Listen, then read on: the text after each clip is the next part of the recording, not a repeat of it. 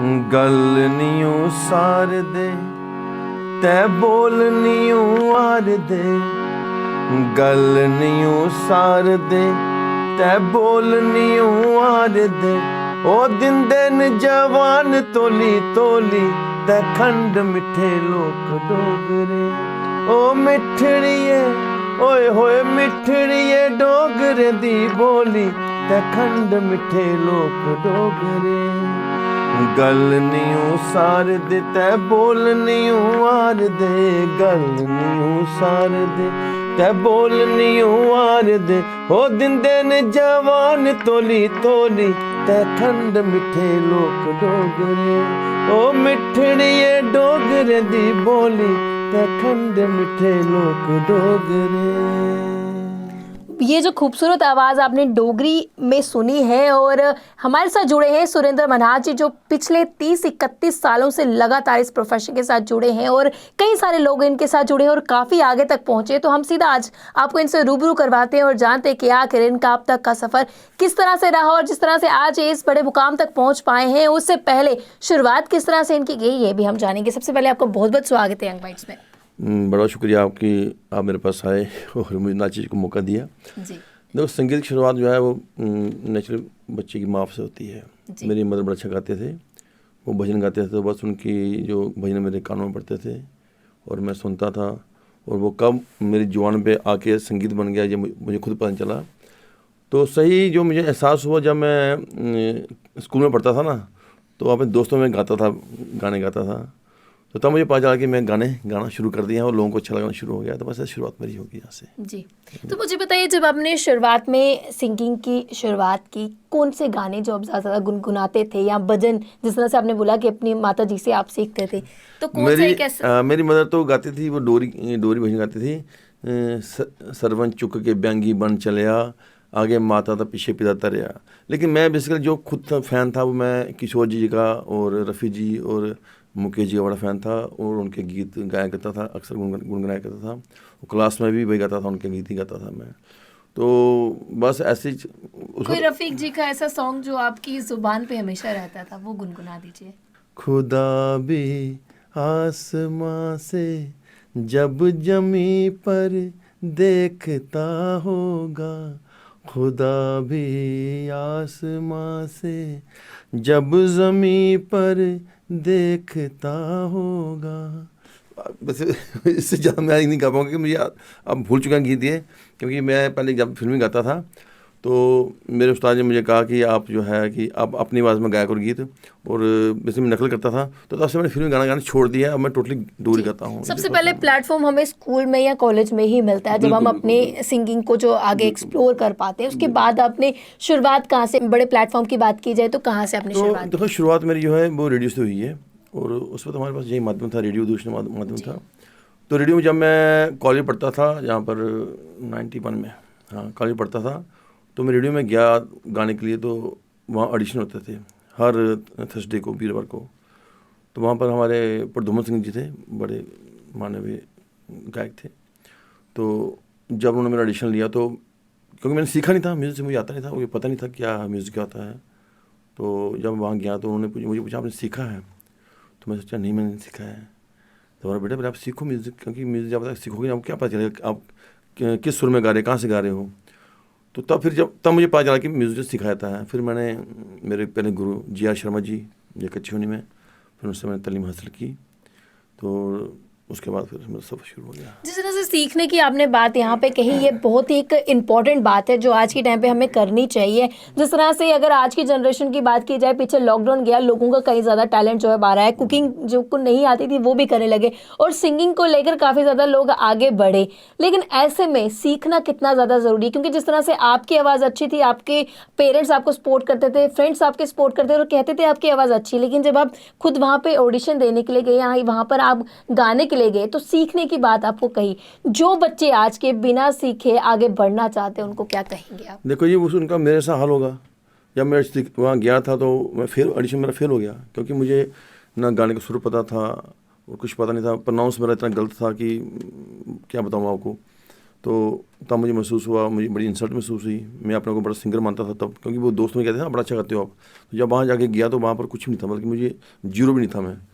तो इसलिए सीखना बहुत ज़रूरी है, कि इतना सीखना जरूरी है कि आपको पता चले कि मैं किस सुर से गा रहा हूँ और कौन सुर से गा रहा हूँ। और दूसरा प्रोनाउंस, जो आप प्रोनाउंसिएशन करते हैं वो बड़ा ज़रूरी है, कि आप किस शब्द को कैसे बोलते हैं। जब तक ये नहीं बोलोगे तो आपकी कोई फ़ायदा नहीं गाने का।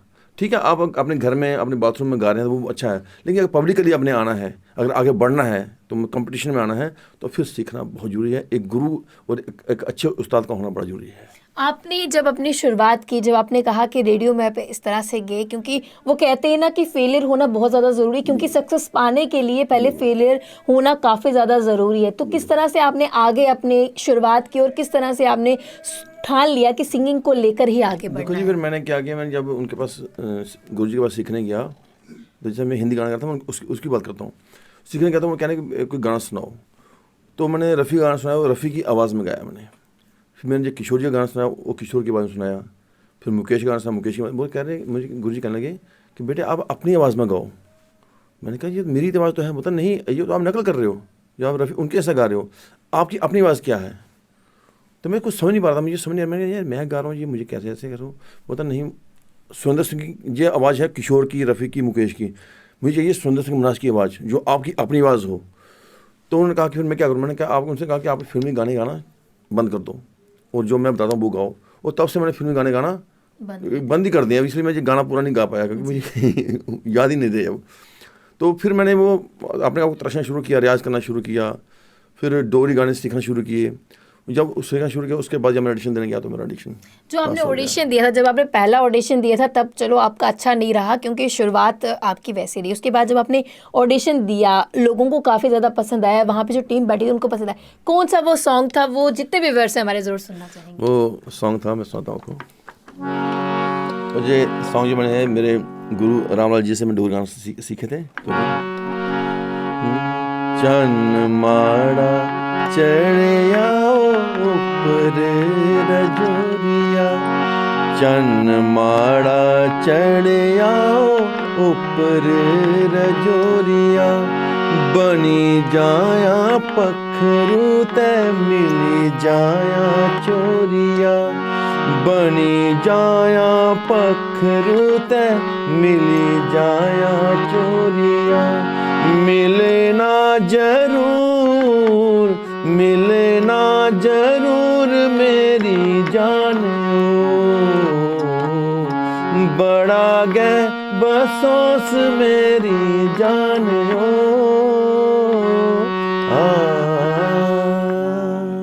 बहुत ही बढ़िया आपने गुनगुनाया। इसके अलावा आप भजन भी आपने काफ़ी ज़्यादा गाए हैं और काफ़ी बार लोगों ने पसंद भी किए हैं। कोई एक ऐसा भजन जो आपका खुद का फेवरेट हो?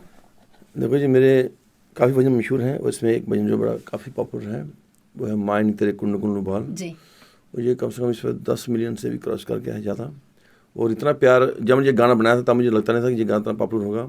उसके बाद तो आज मुझे लगता है कि आपको बताता हूँ कि ये गाना सुन के परसों हिमाचल से एक बंदा जो मुझसे मिलने आया था, वो मतलब कि हिमाचल से पालनपुर से इतना सफ़र करके वो मुझसे स्पेशल मिलने आया। तो मैंने पूछा क्या बोले आपका गाना मुझे इतना अच्छा लगता है, तो मैं लाइव सुनना चाहता हूँ आपसे आगे। तो यहाँ बैठ के उसने गाना सुना, उस गाने की इतनी मशहूरी है कि मैं बता नहीं सकता। तो सुनाता हूँ गाना। जी बिल्कुल, हम सुनना चाहेंगे।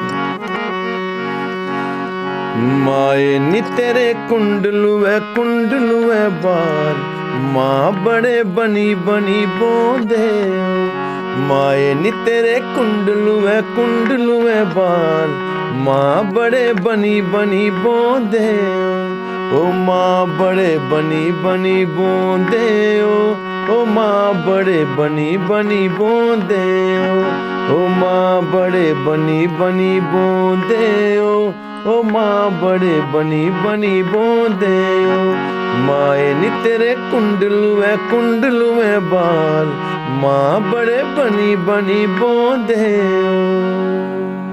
बहुत ही खूबसूरत इन्होंने जो माता रानी का भजन गुनगुनाया और काफ़ी खूबसूरती से इन्होंने गाया और लोगों ने काफ़ी ज़्यादा प्यार दिया। अभी भी आपके कई सारे सॉन्ग जो है वो आते रहते हैं। अभी लेटेस्ट किस पे आपका काम चल रहा है? लेटेस्ट मैंने एक कारक निकाली थी माता बावाली की जी। तो बड़ा प्यार मेरा लोगों से, तो लोगों की वो डिमांड है कारक निकालने की। तो उसमें कोई 3-4 कारकें मेरी वो आ रही हैं, जोता जागदियाँ दरबार माता रानी की, और बाबा सुगल देवता की, सिद्ध गौरिया जी की, जी। तो जब ए बाबा माता की कार द्वारा आ रही है, तो इसको काम कर रहे हैं हम लोग कि बेसिकली कहता है कि हमारा पब्लिक का काम है, पब्लिक जो चाहे हम वो करते हैं। तो अभी जिस तरह से आपने बोला कि जो भी बड़ी प्रसिद्ध हुई है, लोगों को काफ़ी पसंद आ रही है, वो भी हम ज़रूर सुनना चाहेंगे। कलकत्तियाँ चलिए आई काल का रक्त दी तरे आई जी, ओ बिच बावे बहुलोचन राजा आंधी काल का माई जी। कलकत्तियाँ चलिए आई काल का रक्त दी तरे आई जी, ओ बिच बावे बहुलोचन राजा आंधी काल का माई जी।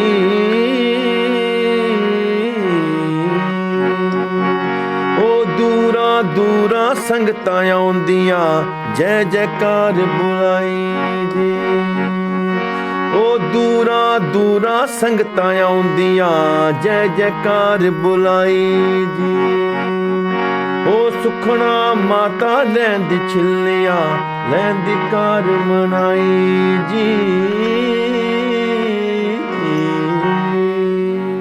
बहुत ही बढ़िया। हम यही चाहते हैं कि आप ऐसे ही खूबसूरती से अपनी आवाज़ को बुलंद करें और जितने भी लोग आपको पसंद करें वो और ज़्यादा पसंद करें। तो जितने भी लोग आपको देख रहे हैं, अगर उन्हें आपके जितने भी गाए हुए भजन है वो सुनना है, ऐसे तो लोग काफ़ी जानते हैं, लेकिन जो नहीं अभी तक पहुंच पाए आपके यूट्यूब चैनल पे या कहाँ पर तो वो किस तरह से कांटेक्ट करें या किस तरह से पहुंचे? देखो, मेरा अपना चैनल डुगो चैनल है, इस वक्त काफ़ी पॉपुलर है, तो आप उसके जरिए मुझसे कांटेक्ट कर सकते हैं।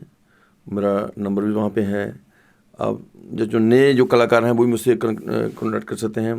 जिनको कोई परेशानी, संगीत में परेशानी आए या रिकॉर्डिंग में कोई परेशानी आए, तो मुझसे कांटेक्ट कर सकते हैं, कोई परेशानी इस बात नहीं है। जी, मुझे बताइए कोई अपने आपके अब तक के सफ़र में कोई एक ऐसा दिन जिस दिन आपको लगा होगा कि मुझे अब सिंगिंग प्रोफेशन के साथ जुड़ने का रास्ता नहीं मिल रहा, या ऐसा कुछ कोई मुश्किलात आपकी लाइफ में आई हो जिसमें आपको लगा हो कि नहीं अब कुछ नहीं हो सकता? जब मैं बीमार हो गया था ना, मैं 7 साल बीमार रहा जी। उस वक्त ऐसा आया था कि मुझे लगता है कि अब मैं आई एम फिनिश, मेरी ज़िंदगी जो सफ़र है वो ख़त्म हो गया है। क्योंकि जो हेल्थ होती है, हेल्थ है तो सब कुछ है, अगर हेल्थ नहीं तो कुछ नहीं है। तो मैं माता रानी से कहता था, माता रानी अगर शायद मेरा इतना ही सफ़र है तो कोई बात नहीं, मुझे कोई परेशानी है, लेकिन है कि मन करता जब लोग गाते थे उनको देता था, जब अपने पुराने गाने सुनता था, तो मुझे लगता है यार एक टाइम ऐसा था मैं गाता था, आज मैं गा नहीं पाता हूँ, मतलब कि मुझे गाया नहीं जाता मुझसे। तो माँ से बोलता था, मैं माँ भाई जब मुझे ठीक करो, तो जब मुझे ख़त्म करो, तो मैं ऐसी ज़िंदगी नहीं जी सकता, क्योंकि एक कलाकार जो है वो अपनी कला के बिना नहीं रह सकता। और माता रानी का चमत्कार हुआ कि आज मैं स्वस्थ हूँ और दिन रात कार्यक्रम कर रहा हूँ और माता रानी का नाम जप। चलो आप ऐसे ही स्वस्थ रहें और अपने सॉन्ग जो है वो गुनगुनाते रहें। जिस तरह से डोगरी भाषा को काफ़ी ज़्यादा प्रमोट करते हैं और डोगरी पे लगातार काम करते हैं, क्योंकि वो कहते हैं ना कि डुग्गर की भाषा जो है उसको बढ़ाना, क्योंकि हम खुद यहाँ पर रहते हैं। देखो, मेरा जो मानना है कि मैं जिस धरती पर पैदा हुआ हूँ उसका कर्ज आपको चुकाना है। कोई फौजी बन के करता है, कोई देश की सेवा, कोई नेता, लेकिन मैं एज ए कलाकार इतना कर सकता हूँ कि मैं अपनी मातृभाषा में गीत गा के लोगों को बता सकता हूँ ये मेरी मातृभाषा है, जितनी मीठी है, इसकी जितनी प्यारी है, बस वही प्रचार कर रहा हूँ मैं।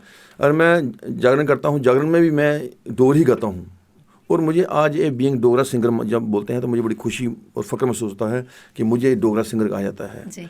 और मैं यकीन मानो कि मैं और के गाने नहीं गाता हूँ, मैंने अपना पूरा जो है अपनी जो लाइफ है वो डोगरी को दे दी मैंने।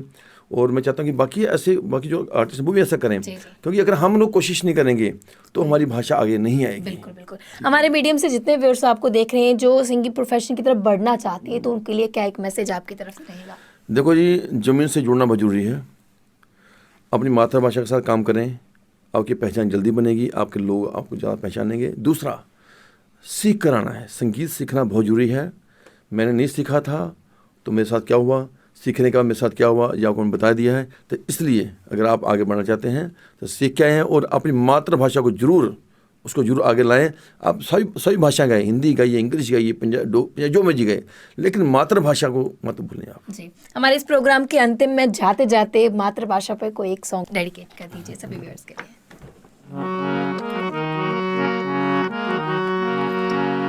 चंगा जीना जींदे ਪਾੜੇ ਦੇ ਲੋਕ ਚੰਗਾ ਜੀਣਾ ਜੀਂਦੇ, ਪਾੜੇ ਦੇ ਲੋਕ ਠੰਡਾ ਪਾਣੀ ਪੀਂਦੇ, ਉਹ ਠੰਡਾ ਪਾਣੀ ਪੀਂਦੇ, ਪਾੜੇ ਦੇ ਲੋਕ ਚੰਗਾ ਜੀਣਾ ਜੀਂਦੇ, ਪਾੜੇ ਦੇ ਲੋਕ ਚੰਗਾ ਜੀਣਾ ਜੀਂਦੇ, ਪਾੜੇ ਦੇ ਲੋਕ ਉਹ ਠੰਡਾ ਪਾਣੀ ਪੀਂਦੇ, ਉਹ ਠੰਡਾ ਪਾਣੀ ਪੀਂਦੇ, ਪਾੜੇ ਦੇ ਲੋਕ ਚੰਗਾ ਜੀਣਾ ਜੀਂਦੇ, पाड़े दे लोग।